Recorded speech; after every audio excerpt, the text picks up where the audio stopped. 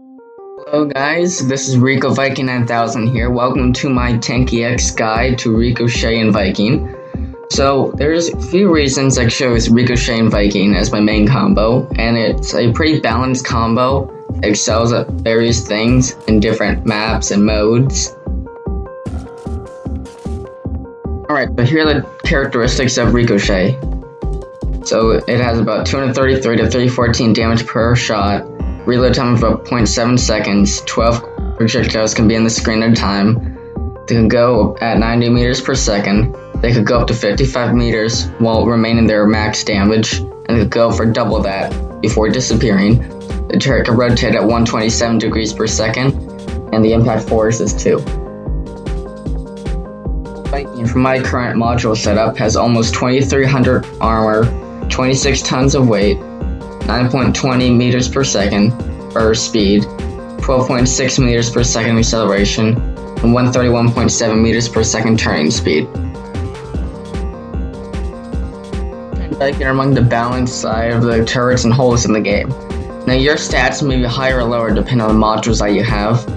Mine I would consider on the lower side because about 2 of the stars are filled in, and yours might have more or less depending on how many modules and how much the modules are upgraded, how good they are. We're in the Sandbox Team Deathmatch. So on the Sandbox map, you're going to want to stay on the outside of the map, and make sure you're aware of what's happening around you, because that is very important that you're focusing on one tank at a time, not trying to deal with more than one at a time, because you will be overwhelmed if you do try to deal with more than one at a time.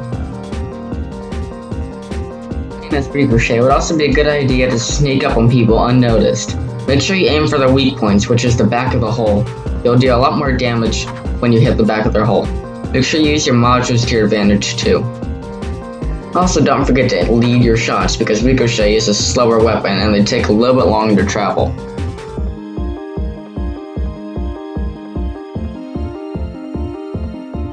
A Sandbox capture the flag, or primarily any other capture the flag mode, you're going to want to play defensively or as a mid-range attacker or a skirmisher.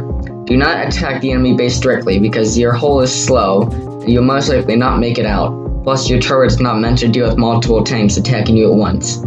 A good idea is to return the flag and protect your base, along with protecting people who have captured the flag on your team.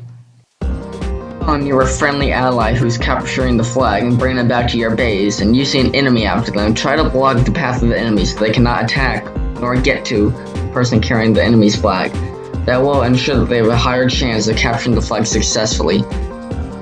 Defensively, in a capture the flag mode, you're going to want to be aware of anyone moving around your base, whether it's friendly or enemy. If you see an enemy tank moving around, you're going to want to immediately look over there and see what they're doing and attack them. If you see a friendly tank, make sure that they're okay and there's no enemies. And if they have the flag, go over to defend them.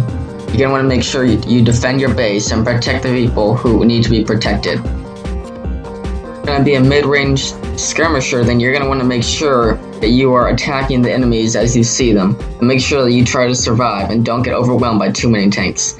Try to pick off individual ones, aim for their weak spots, and let your modules cool down after you destroy them, and then repeat. A deathmatch with Ricochet and Viking, make sure that you keep yourself out of trouble with too many enemies. Try to pick off a couple at a time and focus on each one individually, using your modules wisely.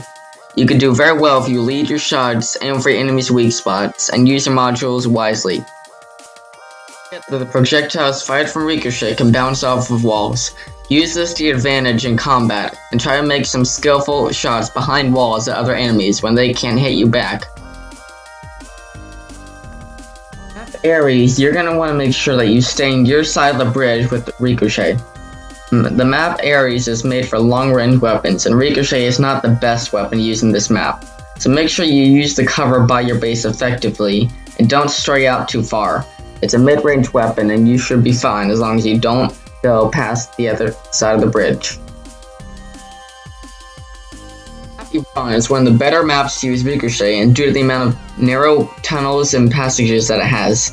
Use this to your advantage when you attack enemies, and bounce it off of the passages when you're attacking them. This gives you an advantage in the map because some enemies have to go around the walls to try to hit you, but you can just bounce your shots off of the walls. If an enemy decides to go in the underground section of the map, you could easily corner them with your bouncing shots. Use this all to your advantage when you're playing this map, and you could do very well. You could also do well in the middle of the map, even if it's open. It's one of the larger open maps, and it's typically not recommended to use Ricochet in this map, so if you have another combo, I would recommend using it. You can still use Ricochet effectively in some parts of the map. Try to stay on your side of the main bridge in the middle of the map. Do not go over the raised part of it with Ricochet unless you're really trying to chase an enemy down. There are many houses and buildings that you could use to bounce shots off, and if you stay by your base, the range of your weapon will be sufficient enough to hunt down enemies that are taking your flag or have entered your base. It's a good all-around map for using Ricochet and most weapons. Just make sure that you do not go on the beach too much, as it is very open and enemies from across the map can easily attack you. Do not go on the other side of the map with the grass either. Going on the top is fine, but you will probably be attacked by long-range weapons. Stay in the inside of the map and near your base, especially in Capture the Flag. This map is great when using Ricochet to defend your flag, and you can easily guard any of the passages used for escape. The West Prime is one of the coolest looking maps in Tanki X. It is also one of the better maps for using Ricochet in, despite the fact that it is very open. The areas near each of the bases has much cover, and you could easily bounce Ricochet around the back wall to hit the enemies. If you're traveling across the map, I would recommend you go along the sides of the map, as if you go over the bridges you will be attacked by long-range weapons. If you get to the other side of the map, you could do very well because of the amount of cover and areas that you could Ricochet off. The modules that I recommend when you use Ricochet and Viking. I would recommend double damage, EMP, and some passive module for the turret. The reason I recommend EMP is it will disable all the enemies that are around you and give you a better chance at surviving, especially when you are overwhelmed. It also allows you to do more damage to the enemies and protect yourself from being overwhelmed by their modules. For the whole modules, I would definitely recommend Repair Kit and Double Armor. It is essential to helping you survive and hold your flank in battle. You can use any passive module for slot 6, but I have back hit defense because the way I have it upgraded, it makes my back stronger than my front. Now I have mine in slot 1, but you could actually use increased damage if you prefer. My increased damage is only level 2, so it only lasts 5 seconds. That's the only reason I'm not using it.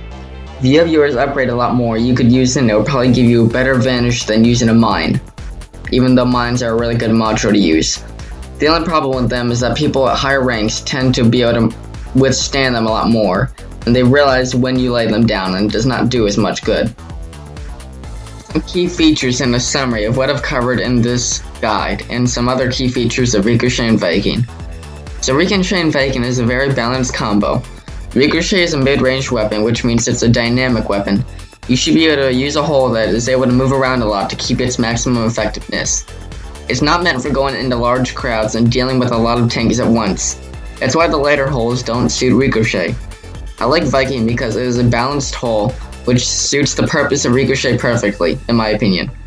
I feel like Titan is a bit too bulky and Hunter is a bit too heavy. Viking is a light, flexible, stable, and dynamic hull, and I think it fits Ricochet perfectly. Ricochet is a great weapon to have once you master it, and the Ricochet feature is the unique feature of the weapon. Use that to your advantage and you can easily have the advantage in most of the maps. Don't forget to aim for the enemy's weak spots and lead your shots. Due to the fact that the weapon can run out of ammo, I recommend that you have an extra magazine module if possible. That way you can instantly let out another round of damaging shots at the enemy. So here's a summary and key parts to remember when using this combo. Pick off your enemies one at a time. Do not lead yourself into the heat of a battle where you will be lost with a lot of enemies fighting at you. Aim for the enemy's weak spots and lead your shots. Be aware of all aspects of the battle around you. If you notice an enemy or an ally, be ready to go over there in the system, as you're a jack of all trades. If it's an enemy, be ready to skirmish them quickly. You're not an attacker, you're a supporter. Make sure you defend your base, hold flanks of mid-range skirmishes, and protect your key allies. That's the key to using Ricochet and Viking effectively. Again, I'm RicoViking9000 and I hope you like this guide.